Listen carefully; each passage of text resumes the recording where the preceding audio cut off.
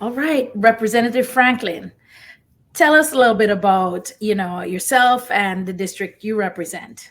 Yeah, thanks so much for the invite today. It's always a pleasure to talk to folks across the state about what we're trying to do as a candidate, as a state rep here in Florida. And my name's Mm. Gallop Franklin. I'm a state rep based out of Tallahassee, Florida, the capital. And I do represent most of the city limits here in Tallahassee, as well as one county west of here called Gadsden County. I represent all of Gadsden, parts of Leon, and a lot of the city limits of Tallahassee, Florida. Born and raised in Tallahassee, actually. What? So Okay. that's not normal here, right? That's Normally not, people. no, no. We meet very rare native Floridians, much less, all right, from Tallahassee as well. Absolutely. So born and raised here, went to school here, also went to FAMU. It's a historical Really? black college here in Tallahassee. Yes. Studied pharmacy. So I'm a pharmacist by trade. And Okay. while there, I played on the golf team. So you can probably see the golf picture In the behind back. me from the Yes. newspaper back when I was in college, actually. And then Wow. also served in student government a little bit while there. Mhm. Pledged a fraternity, so I'm also an Alpha. I pledged Alpha Phi Alpha Fraternity Incorporated. Yeah, it's a little My Divine husband's Nine. an alpha, so I'm an Yeah. alphabet. Okay, cool, very neat. And then Yeah. after school, worked for a little bit as a pharmacist. Worked for Publix as a pharmacist for a while. Then went on to the hospital, Tallahassee Memorial Healthcare. After that, ended up overseeing a lot of the sterile compounding, nutrition support stuff, and then also ended up being over the outpatient oncology center pharmacy department. While doing that, I do kind of dibble and dabble into real estate a little bit. So for a while, I'll buy a place up, fix it, rent it out, or maybe sell it. And I've Mhm. always had interest since high school, actually, in the real estate space. When I was actually a senior in high school, I took the real estate agent course here in As town a because senior in high school, I love it. yeah. So I've been kind of following the markets, and I've always had an interest just being able to do what we can to help give better access to, housing. As you know, it's such a shortage Mhm.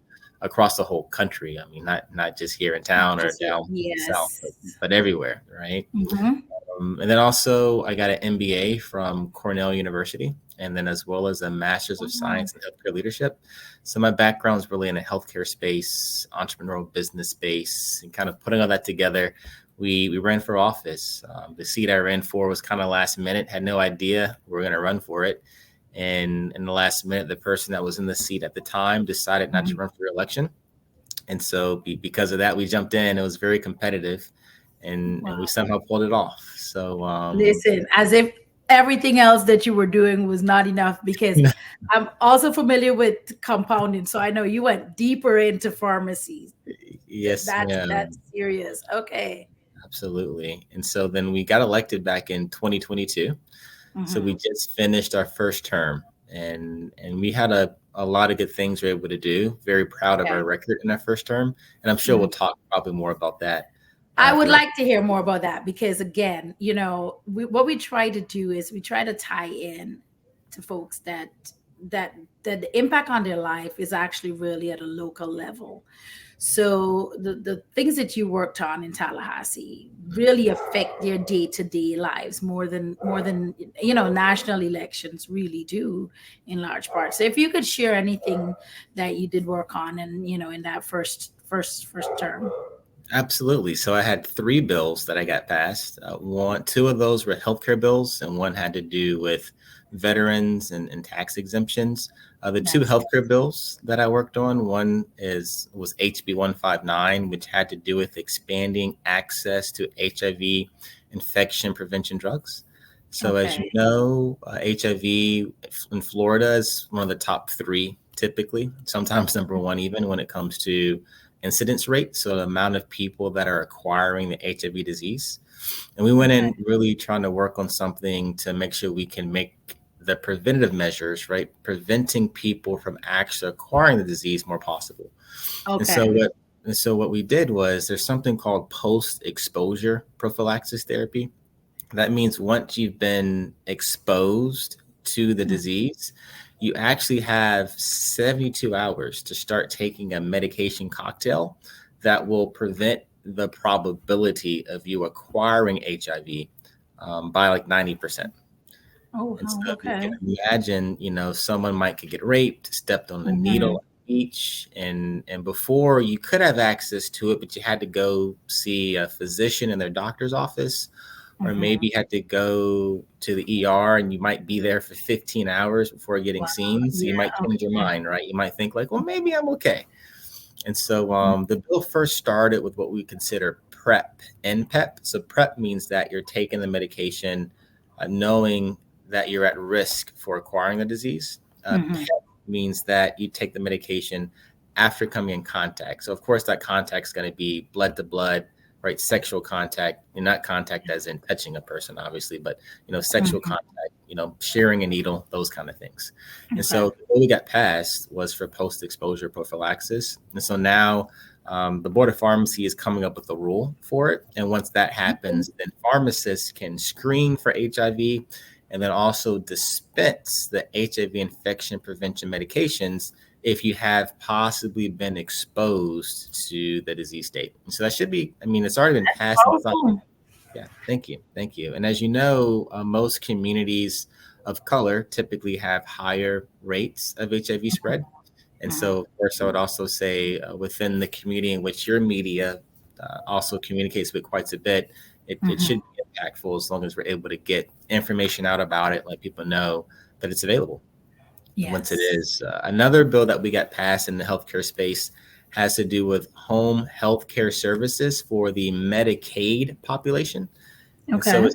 essentially, before Medicaid patients could get home health services ordered by just physicians, but they could not get those services ordered by physician assistants or advanced practice registered nurses. What my bill did was allow now physician assistants and advanced practice registered nurses to be able to order home healthcare services. And the reason why that's helpful, as you know, there's studies that show when you get those home healthcare services at home, instead of in the hospital, there's a few things that's good about that. One is you're in the comfort of your home. And these we're not talking about brain surgery. We're not talking about, triple bypass heart surgery. We're talking about like dressing a wound, maybe Yes. even getting an IV medication like a Yeah. TPN or antibiotic you're still on, but not Mm-hmm. inside that cold hospital amongst all these germs where you can also get pneumonia because you're around all these germs, right? And so we do see patients preferring to be at home for those really minor types of services. So home healthcare services are offered that way to Medicaid patients now. And once again, Medicaid patients, Medicaid is the insurance that helps to insure kind of the underinsured and uninsured within the state. This isn't for the Medicaid doesn't cover wealthy individuals, right? And we Mm-hmm. also got a veteran bill passed that has to do with tax exemptions. And so before the bill that I got passed, basically, if you were permanently disabled or injured while in serving the country, you don't have to pay property taxes. But if you were staying with like a niece, a nephew, a brother in Florida, or if you're moving to Florida, when you would purchase your house or your condo or your townhome, you still would have to pay the property taxes for like that half of a year in which you purchased it. So, for example, if you purchased in June, you still would have to pay the property taxes from June to December. Now, once you paid those, the following years, you wouldn't have to pay them. Well, Okay. now what I did was kind of close that gap and close the loophole where now if you're permanently disabled due to your service or your wife, if you died and had a widow, your wife would as well. Your widow would also, and it could be a husband, obviously, your widow would get the same benefit. And basically what happens is buy that house in June, you still have to pay at closing, of course, your property taxes for those 6 months, but that'll get reimbursed back to you at a prorated rate. So then I can try to help us show you our appreciation for, you putting your life in the line and becoming Yeah. really disabled while at war and while serving the country. And so those three impact, to your point, the entire state. Those are bills that I worked on, I filed and got passed. And you did mention something that's very critical. There's so many bills. I think in 2023, it was 350 laws. In 2024, I don't remember the number, but somewhere around two something maybe. But I've heard over 200. so to your point, all those laws impact the day-to-day lives of all of us. And the Mhm. unfortunate truth, to your point, is that it's so much that comes at us. And when I say us, citizens of Florida, we often don't even realize what's being done and what's being passed until you're living it, and you just think that's how it's always been. And Very so, true. Very true. Very true. I think it's great what you're doing and trying to make sure people and Floridians have access to information around what's happening. And I like to continue to encourage you to start going through all those bills. I mean, maybe there's a way to do it one a day, one a You week, and know, maybe you can I pick certain ones, right? Pick you're ones right. and then those that, just then that way people know what's happening. You're absolutely right. Challenge accepted, because sometimes I'll tell you, I've tried, and some of those bills I have to have them explained to me, because even reading them, I still don't understand. And I have legitimately tried. I have a really good friend, Ali Braswell, who I call on right away. And again, I've read some of them and totally interpreted it completely wrong. So I know that people definitely need this. So I will accept the challenge, because I know it's the right thing to do. We'll keep educating the community in this way. Good to hear. Really good to hear. Yes, yes, yes. So again, I realize in listening, I mean, like, you're putting your background to work here, right? You understand what are some really important links that we're missing in healthcare, and I can see that you've really closed those loops. I'm really impressed with the fact that you're working on behalf of veterans, because I've been out there, and every single thing for our veterans that we can do really, really, really helps. Tell us about just some of the challenges that you face up there, and what people need to know as well on that end. Yeah, I mean it's really difficult to navigate a process such as government. I always have this joke, kind of, but it's serious, and we do have the best government in the world. It's just far from perfect, and Mhm. so because of the imperfection, you come in with bright eyes and bushy tails. Just come and just do the best that you can every day to represent all people, and then you start realizing in government when you see those commercials about special interests and everything else, all those are real things. And so Mhm. that's why I always say it's so important for everyday people to get involved and get engaged and to understand what's happening in the process and even donate to campaigns too. Because what happens is you could have a really, really great idea. And if the right folks who make the decisions don't think it's a good idea for whatever reason, it could be political ideology. Mhm. And not that the idea isn't a good idea, but how you're trying to get there. So political ideology, it could be, threatening a certain industry or threatening a certain, we call them incumbents as in the business world, you'll have the incumbent company and then the new entrant that's coming in, and that's a threat to the incumbent company. Mm. The incumbents, those who are already doing well based on how the current laws and infrastructure is, want to keep it that way. And then you have a good idea to make a change, they can then also fight against that too. And so there's so Mhm. many different advocacy groups, organizations and quote unquote, everything's a special interest. So I know they use that word in a very negative way. But there's special interests that are also in the interests of the folks that you communicate with, right? And Yes. those are important. And so I would say the most difficult part is of course trying to work with all those stakeholders and moving pieces, all the Mhm. different ideologies, and trying to bring them together for what we call compromise. And Yes. compromise would be able to move things forward. All of the old school folks in the country would always say that great policy always comes from when two disagreeing parties, so for example, Democrats and Republicans, have to both compromise somewhere in the middle. Mhm. That's where good policy, that's where good government lives. And whenever you don't have that in a process, then you're going to have a lot of policies with unintended consequences, not enough debate, not enough thought, not enough inclusivity to ensure that you're moving the needle forward for the collective. And so, as you know, in Florida, naturally, we do have an imbalance, I would say, of power. And so, Mhm. with that imbalance, right now, Democrats, and I'm a Democrat, we are considered the super minority, which means, You don't need one Democratic vote for anything. You can do whatever you want at all times without one vote if you can get your entire caucus to stick together. And so that includes overriding even governor's vetoes and everything else. And so what happens a lot, and what we can see sometimes, is naturally because of that being the process or the makeup of the government here.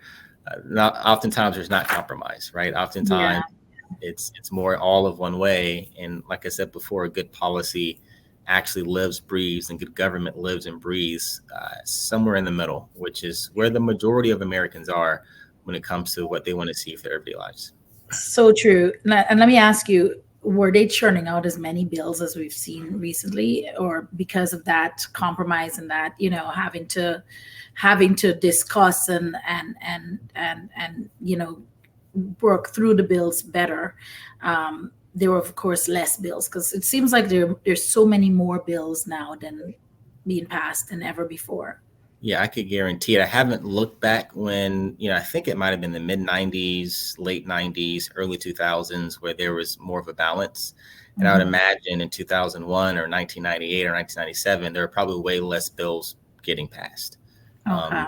And so now, you saw a lot more likely. I haven't looked at it a lot more, just because to the point of, you don't have to have as much discussion. You don't have to have as much inclusivity. You don't have to compromise as much to get something done. You can just kind of, hey, this is what we're doing, boom, and you're able to do that.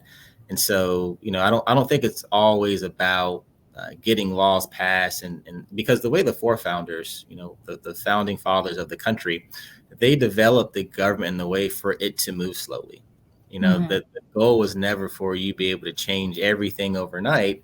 And the reason for that is because there's some real systemic implications to laws and policies that you have no idea until they're implemented and done. And so when you flip a whole country upside down and you change 350 things in 1 year, there's going to be a whole lot of shifts and shapes that happen that could really cause a lot of issues. And so I'll give you one good example that we're dealing with right now. It had to do with, remember the Surfside condominiums that collapsed. And that was due to, the people managing the maintenance. They weren't doing the yearly and the every 5-year maintenance and inspections to make sure the building was in good shape. And I'm not saying they were doing their job or not doing their job, but obviously there was a ball that was dropped at some point in time within that building being built and managing it for so many years. Where after that, a bill kind of came through pretty swiftly about ensuring that condominiums had a certain amount of reserved money in order to take care of those kind of maintenance issues on a larger scale. Well, the thing is, if you had a condominium that's been being managed great, and they have been saving the money and making the repairs along the way, they're in a much better place where their condominium's not going to collapse. All condominiums don't collapse, right? And so when you think, if you're doing all the things just like a car, if you're getting the oil changed and getting the tires rotated and getting the new tires, you're preventing something catastrophic like a car accident while you're driving down I-95. Well, so now there's this bill that passed that basically mandates that all condominiums, no matter where you are, no matter what you look like, no matter how well you're managing it, has a certain amount of reserves so that, if something were to catastrophically happen, they could take care of it in the last hour. And so what's going on across the whole state is, some people are paying or having to be assessed anywhere between $30,000 and $50,000 per apartment. So imagine you're in a condominium in Fort Lauderdale or Miami or Palm Beach or wherever. And now they say like, oh yeah, we need $3 million in reserve or 15 million in reserve. That comes down to be $50,000 per person. And so right now that's what's happening by January 1, unless we go back to special session and look at how to potentially modify it in a way where it's about safety, of course, but then just ensuring that the inspections and those things are happening and the maintenance is happening more so than saying, hey, you need to have so much reserve just in case you allow it to get to that point. And then what happens? We're seeing it that especially our seniors are just worried because being on fixed income and getting those assessments and being faced with, property tax rates, and it just Property feels insurance. the insurance, it just feels like a tsunami hitting them. And so I'm happy to hear that, at least there's likelihood of it going back and being looked at, because I just felt like that's really just a rough one on the citizens of Florida, really. But this was actually really good. I am we'll have to have you back again, sir, for sure. Absolutely. We got really educated, and we'll be doing this series repeatedly. Um, but before we have you go, I want you to make sure you tell folks how they can help you, because you're up for election, right? So literally, we've got to probably raise you some funds if you like what we're hearing. We believe you're the right person, so we need to do that and tell them how to find you as well. Absolutely. Please go to our website, gallopfranklin.org. My name's here on the screen as well for spelling, but gallopfranklin.org, O-R-G. And there you can sign up to be a volunteer. You can sign up to do phone banking. We also have a donation link. So if you're able to help us financially, much appreciated. Then also I want to encourage you to sign up for our newsletter. So we do have a sign up where we can keep you in the loop during session and what's happening. We do use that sign up to let you know what we're doing for the campaign, and we'll send out some requests for asking for donations. I want to let you know that up front, of course. But in addition, though, when we're not in the campaign cycle, we do use that sign up to be able to tell you what's happening, what bills we're working on, and what's happening in session as well. So please let us kind of keep you updated what's going on, and we'd love for you to be a part of our community. And then we do have some social media hashtags on our website as well. So go to gallopfranklin.org, and we have everything you need to hopefully stay in contact with us. Love it, love it, love it. Thank you again, and best of luck. We will definitely be following, and we'll have you back on again. Thanks a lot. Okay, looking forward to it. Thanks again for the invite, and we'll talk soon. Alrighty.